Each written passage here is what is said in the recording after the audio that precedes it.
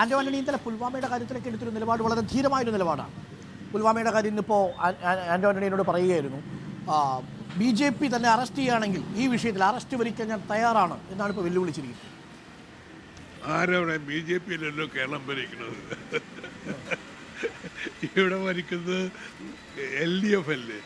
അദ്ദേഹത്തിനൊന്നും arrest ചെയ്യാൻ പോണില്ല. വെറുതെ അറസ്റ്റ് വരിക്കാൻ നടക്കേ വേണ്ട, വോട്ട് പിടിക്കാൻ നോക്കട്ടെ.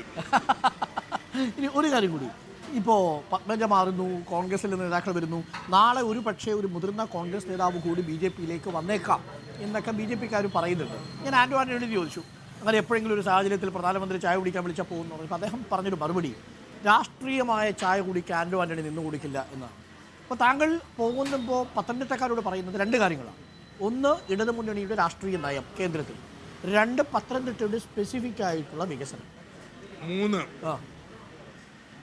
ചെയ്ത കാര്യമാണ്, ചെയ്യാൻ പോണ കാര്യം. ഇനി മാജിക് സർ, പത്തനംതിട്ടയിൽ എല്ലാവർക്കും തൊഴിൽ. പത്തനംതിട്ടയിൽ അരുൺ വിശ്വസിക്കുന്നില്ല. മോദി സർക്കാർ പറഞ്ഞതാ 2 കോടി. അരുൺ ചെയ്യും, ചെയ്ത് തുടങ്ങി. അല്ല, എല്ലാവർക്കും തൊഴിലെന്ന് പറഞ്ഞാൽ ഇവിടെ ഇപ്പൊ നമ്മൾ ചെയ്യുന്ന നമ്മുടെ പിള്ളേർ പഠിക്കണം, ഡിഗ്രി എടുക്കണം, എന്നിട്ട് തേരാപ്പാറ ജോലി അന്വേഷിച്ച് നടക്കുന്നു. കുറച്ച് പേരാണെങ്കിൽ കുറച്ച് സ്കില്ലും കൂടി പഠിക്കും, എന്നിട്ട് പിന്നെ ജോലി അന്വേഷിക്കും. അതല്ല വേണ്ടത്.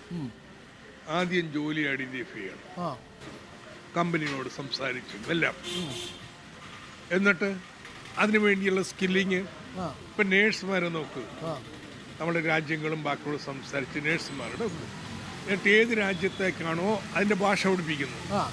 ഇത് തന്നെ 10,000 തൊഴിലുകളുടെ ലിസ്റ്റ് ഉണ്ടല്ല, അച്ചടിച്ച് ഇന്ന് മുതൽ വീടുകളിൽ എത്തിക്കുകയാണ്. 10,000 തൊഴിലുകളുടെ ലിസ്റ്റ് വീട്ടിലെത്തിച്ചിട്ട് അവർക്കുള്ള അഡീഷണൽ സ്കിൽ അക്വിസിഷൻ പ്രോഗ്രാം ആണോ ഉദ്ദേശിക്കുന്നത്?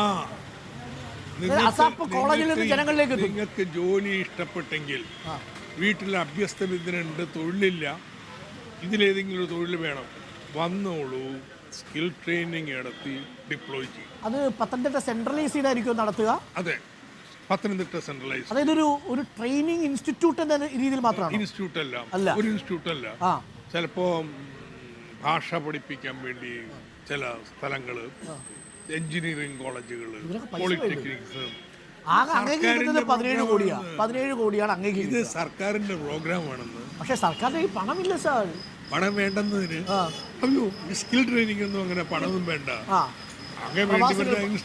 സഹായിക്കാമെന്ന് വാഗ്ദാനം ചെയ്തിട്ടുണ്ടോ? എന്തോ? പ്രവാസികളുടെ പണം, പ്രവാസികള് ജോലി കണ്ടുപിടിക്കും. അവർ വിദേശത്തൊക്കെ ജോലി ചെയ്യല്ലേ, തങ്ങളുടെ കമ്പനിയിൽ ഇങ്ങനത്തെ 100 ഒഴിവ് വരുന്നുണ്ട്, അല്ലെങ്കിൽ തങ്ങളുടെ കയ്യിലെ അക്കൗണ്ടൊക്കെ അടുത്ത വർഷം ഒരു പുറത്താ ചെയ്യണേ, ഒരു സംരംഭം ഉണ്ടാക്കിയാൽ അങ്ങോട്ട് കിട്ടും എന്നവർ പറഞ്ഞു കഴിഞ്ഞാൽ അത് നാട്ടുകാരോട് പറയും. അത് താല്പര്യമുള്ള വന്നാൽ നമ്മൾ സ്കിൽ ചെയ്ത് ജോലി കൊടുക്കും. ഇത് നോളജ് എക്കോണമി മിഷൻ നടത്തുന്നതാണ്. ഇതാണ് ചെയ്യേണ്ടത്. ആദ്യമായിട്ട് കേരളത്തിൽ ഇത്തരത്തിൽ മാസീവ് ഡ്രൈവ് ജനകീയാസൂത്രണ കാലത്ത് നടത്തിയ പോലെ നടത്തിയിട്ടുണ്ട്.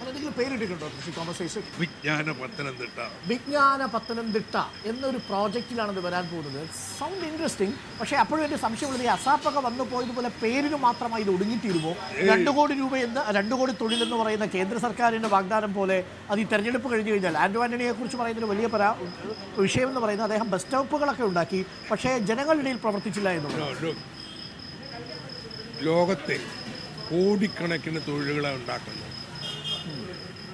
അതിൽ നമുക്ക് പറ്റിയ 19,000 തെരഞ്ഞെടുത്ത് ഇങ്ങോട്ട് കൊണ്ടുവരാന്നുള്ളതാണ് ഈ MB ഒക്കെ ചെയ്യേണ്ട പണി. അതൊക്കെയാണ്. അതാണ് ഞാൻ ജനങ്ങളോട് പറയുന്നത്. അതുമാത്രമല്ല, 25 സെന്റ് സ്ഥലമുണ്ടോ, പറയുന്ന പോലെ ഹൈടെക് ഫാമിങ്ങിന് തയ്യാറുണ്ടോ, പ്രിസിഷൻ ഫാമിംഗ്, 1.5 ലക്ഷം രൂപ ഒരു വർഷം ഉറപ്പ്, ഗ്യാരണ്ടി. അത് വലിയ വാഗ്ദാനമാണ്. 1.5 ലക്ഷം രൂപ ഹൈടെക് ഫാമിങ്ങിന് വേണ്ടി 25 സെന്റ് ഉള്ളവർക്ക് നൽകാൻ പോകുന്നു. വിദേശത്ത് തൊഴിൽ കണ്ടെത്തി കൊടുക്കും, നിങ്ങൾക്ക് താല്പര്യമുണ്ടെങ്കിൽ സ്കില്ലും ഇമ്പാർട്ട് ചെയ്ത് കൊടുക്കും എന്നുള്ളൊരു. അപ്പോൾ ഒരു ഇൻ്റഗ്രേറ്റഡ് സംവിധാനത്തെക്കുറിച്ചാണ് ആലോചിക്കുന്നത്. അതെ, ലേബറുണ്ട്, നോളജുണ്ട്, അതിനെ ട്രെയിൻ ചെയ്യുക, തൊഴിലവസരങ്ങളുമായി കണക്ട് ചെയ്യുക. നമ്മൾ ഇലക്ഷനൊക്കെ ഇങ്ങനെ പോസിറ്റീവായിട്ട് അപ്രോച്ച് ചെയ്യണം. ഇത് ചെയ്യാം. അപ്പം ആളുകൾക്ക് സംശയങ്ങൾ പലതുണ്ട് കേട്ടോ. അതുകൊണ്ട് എൻ്റെ ക്യാമ്പയിൻ മുഴുവൻ മുഖാമുഖമാണ്. എന്ത് വേണമെങ്കിൽ ചോദിച്ചു, എന്ത് സംശയം വേണമെങ്കിലും. അങ്ങനെയുള്ള ചർച്ചകളാണ് മുഴുവനും. ഇപ്പോൾ ഉള്ള നല്ലൊരു കാര്യം എന്താണെന്ന് വെച്ച് കഴിഞ്ഞാൽ പാർട്ടി പ്രവർത്തകരല്ല, അല്ലാതുള്ള ഒരുപാട് പേര് എന്നാലും ഇയാളെ പിടിക്കണമല്ലോ എന്നൊക്കെയുള്ള വാശി വരുന്നുണ്ട്. അപ്പൊ അതിനൊരു ചോദ്യമായിരിക്കും, നിങ്ങൾ ഇത്രയും വാഗ്ദാനമൊക്കെ തന്നിട്ട് 7 മാസത്തെ പെൻഷൻ കുടിശ്ശിക തന്നില്ലല്ലോ. ഈ പണ്ടായിരുന്നെങ്കിൽ ഞാൻ വിഷമിച്ചാൽ. ഇപ്പൊ ഒരു പ്രശ്നമില്ല. കാരണം വെച്ചാൽ കേന്ദ്ര സർക്കാർ സമ്മതിച്ചല്ലോ എന്ന് 13,608 തരാനുണ്ടെന്ന്. അത് കിട്ടിയിരുന്നെങ്കിൽ പെൻഷൻ കൊടുക്കാൻ വല്ല പ്രയാസമുണ്ടോ? അതുകൊണ്ട് ഞാൻ പറയാ, ദൈവന്മാർക്കെതിരായിട്ട് വോട്ട് ചെയ്യണം, എന്നിട്ട് എന്നെ ജയിപ്പിക്കുക, ഞാൻ പോയി പിടിച്ചു വാങ്ങാം അവരുടെ എന്ന് പറയുമ്പോൾ അവർക്കത് കൊള്ളാം.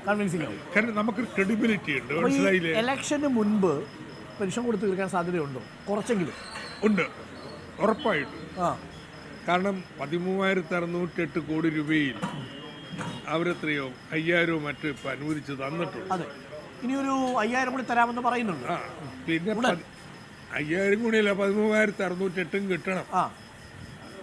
പിന്നെ ഇലക്ഷൻ മെയ് മാസത്തിലാണ് അല്ലെങ്കിൽ ഏപ്രിൽ അവസാനം. അതിനിടെ പുതിയ ധനകാര്യ വർഷമായി, നമുക്ക് വായ്പ എടുക്കാൻ പറ്റും. അതിന്റെ അടിസ്ഥാനത്തിൽ ഈ പെൻഷൻ കുടിശ്ശിക തീർക്കാൻ പറ്റും. ഇന്നത്തെ ഈ സംഭവങ്ങളെ ജനങ്ങളുടെ കണ്ണു തുറപ്പിക്കും. ഇതൊരു കള്ളക്കളിയുടെ ഭാഗമായിട്ട് കേരള സർക്കാരിനെ വിഷമത്തിലാക്കാൻ ചെയ്തിരിക്കുകയാണെന്ന് പറഞ്ഞ് ഇങ്ങോട്ട് ബോധിപ്പിക്കണ്ട, പെട്ടെന്ന് കമ്മ്യൂണിക്കേറ്റ് ചെയ്യും.